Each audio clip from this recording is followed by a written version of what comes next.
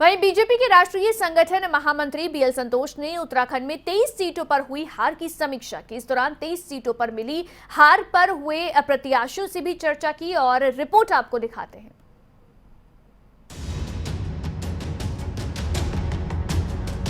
BJP के राष्ट्रीय संगठन महामंत्री बीएल संतोष इन दिनों उत्तराखंड दौरे पर हैं, जिसके चलते इन दिनों बीजेपी में बैठकों का दौर जारी है, जिसके तहत देहरादून के बीजेपी मुख्यालय में बीजेपी के राष्ट्रीय महामंत्री संगठन बीएल संतोष की अध्यक्षता में बैठक संपन्न हुई। बैठक में लिए गए फैसलों और चर्चाओं की जानकारी बैठक के बाद प्रदेश अध्यक्ष मदन कौशिक ने मीडिया को दी। उन्होंने बताया कि संगठन ने अपनी आगामी रणनीतियों को लेकर तमाम फैसले लिए हैं।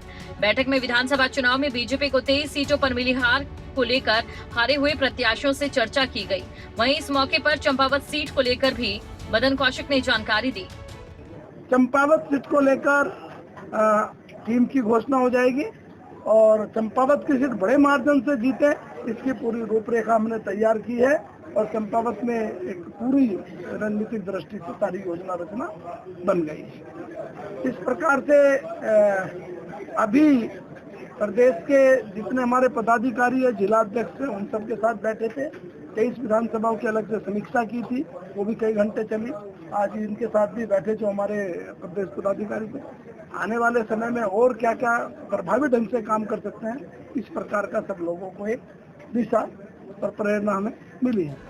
बैठक के दौरान तमाम प्रत्याशियों की ओर से लगाए गए भीतरघात के आरोपों पर चर्चा हुई। इसी क्रम में तीसरे दौर की बैठक प्रदेश पदाधिकारी, जिलाध्यक्ष, जिला प्रभारी और प्रदेश मोर्चा अध्यक्षों के साथ चर्चा की गई। खिलाफ चलने वाले व्यक्ति उनके विरुद्ध संगठन जो भी बैठ के निर्णय लेगा वो हमें स्वीकार होगा, लेकिन कठोर कार्रवाई होनी चाहिए, क्योंकि जब समीक्षा करने के लिए हमारे महामंत्री गए उनके सामने भी वो बातें आई हैं, हमने लिखित में भी दे दिया और मौखिक रूप से बता दिया। तो ऐसे लोगों के विरुद्ध कार्रवाई होनी ही चाहिए। कितनी बड़ी संख्या है ऐसे लोगों की? मैं समझता हूँ मेरे क्षेत्र में 5-7 लोग ऐसे हैं जो बड़े पदाधिकारी हैं और प्रदेश स्तर के लोग हैं, तो उनके विरुद्ध कार्रवाई। कुल निचोड़ तो यही था कि मुझे पतझड़ों की कहानियां न सुना के उदास कर, मुझे मौसमों का पता बता, जो गुजर गई तो गुजर। आगे बढ़ना है और आगे बढ़ करके अब आने वाले चुनाव में पार्टी कैसे और मजबूत होगी इसकी चिंता करनी है। ये बात ठीक है कि शिकायतें बहुत गई थी और पार्टी के राष्ट्रीय नेतृत्व ने इसका संज्ञान लिया और मैं देख रहा हूँ पहली बार ऐसा हो रहा है कि राष्ट्रीय महामंत्री संगठन स्वयं आकर के एक हारे हुए प्रत्याशी से पूछें कि भाई आपकी क्या हार की वजह रही हैं, क्या कारण थे, क्या समीकरण थे, क्या कार्यकर्ताओं ने काम किया, किसने नहीं किया, तो किसने भीतरघात किया। ये सारी बातें से मुझे लगता है कि पार्टी ने बहुत गंभीरता से लिया है इस विषय को। जब समीक्षा होती बहुत से विषयों पर चर्चा होती है। क्या ये पार्टी का एक बहुत अच्छा, मैं कहूँगा कि पहली बार ऐसा हुआ है क्या इस विधानसभा में प्रचंड बहुमत के बाद भी हम लोग जीत नहीं पाए, तो उसकी सब प्रकार की समीक्षा हुई है, जिसमें संगठनात्मक कमियां भी होंगी और सबसे बड़ी बात है कि प्रत्याशी की अपनी भी क्या क्या कमियां थी उस पर भी पहली बार सभी लोगों ने रिसर्चपूर्वक बातें रखी है और मैं कह सकता हूं कि इसका कारण सुधार के अवसर मिलेंगे और हम सब लोगों ने 23 विधायकों से चर्चा की है। बीजेपी प्रदेश अध्यक्ष मदन कौशिक ने बताया कि पहली दौर की बैठक में दृष्टि पत्र लेकर चर्चा की गई। साथ ही निर्णय लिया गया कि 1 महीने के भीतर सरकार की ओर से किए गए कार्यों को जन जन तक पहुंचाया जाएगा। इसके लिए मई महीने में 15 दिन का बड़ा जनसंपर्क अभियान चलाया जाएगा, जिसके जरिए प्रदेश की जनता को 1 महीने की उपलब्धि गिनाई जाएगी। प्रभारी और सह प्रभारी 2 दिवसीय दौरे पर हैं। महामंत्री संगठन इस प्रकार के 2 दिवसीय दौरे पर सभी राज्यों में जाते हैं।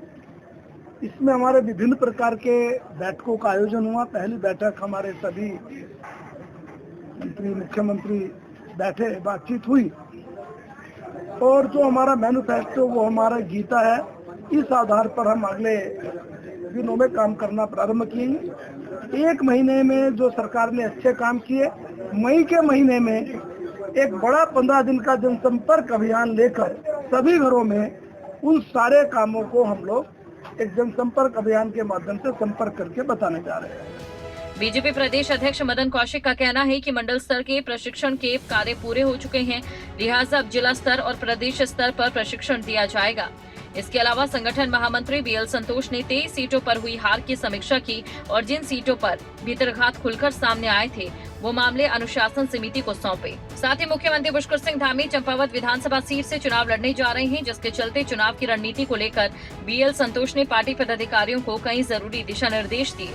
गौरतलब है कि पुष्कर सिंह धामी हाल ही में हुए विधानसभा चुनाव में अपनी सीट हार गए थे।